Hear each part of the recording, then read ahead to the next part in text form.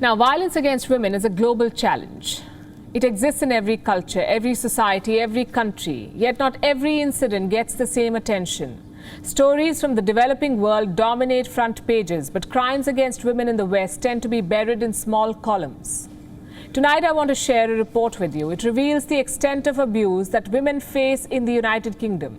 It's an epidemic of violence against women in the UK.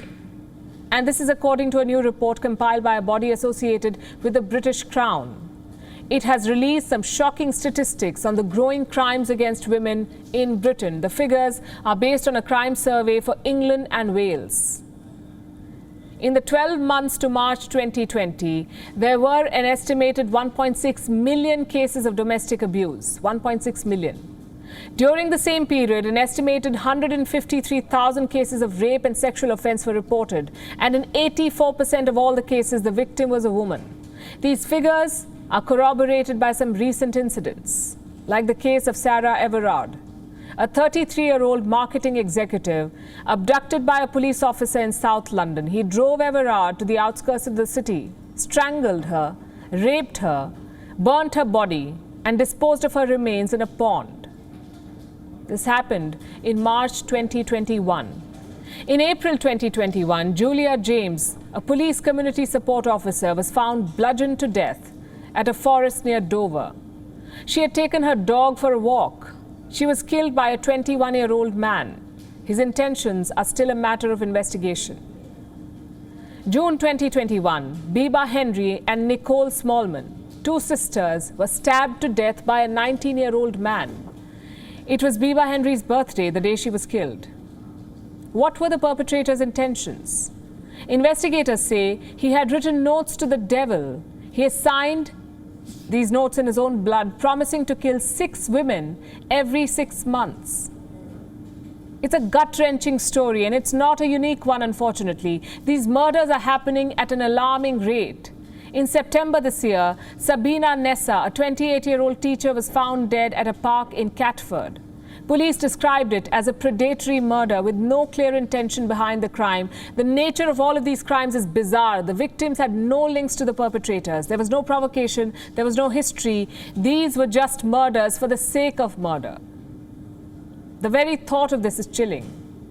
And I have some more figures to share with you. In the past decade, more than 2,000 women have been killed in England and Wales. Nearly 13% of them were killed by complete strangers, and in 30% of the cases, no suspect has been identified yet. What do these figures tell you? That there was no cause, no underlying motive behind most of these killings. It was simply the drive to harm women.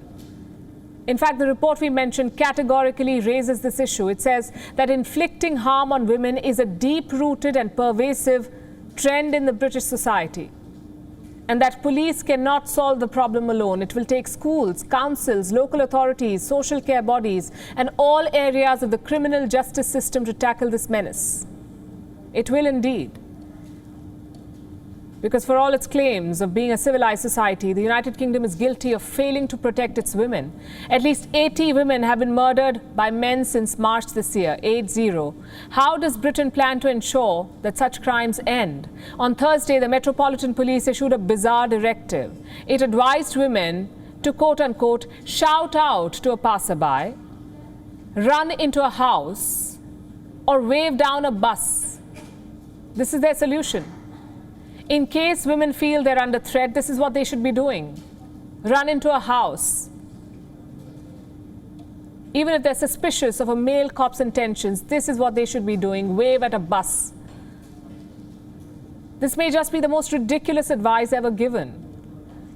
Also, why is the onus on women to protect themselves? Why is it their responsibility to ensure that they come to no harm? How about addressing sexual objectification, gender stereotypes, systems and societies that normalize violence?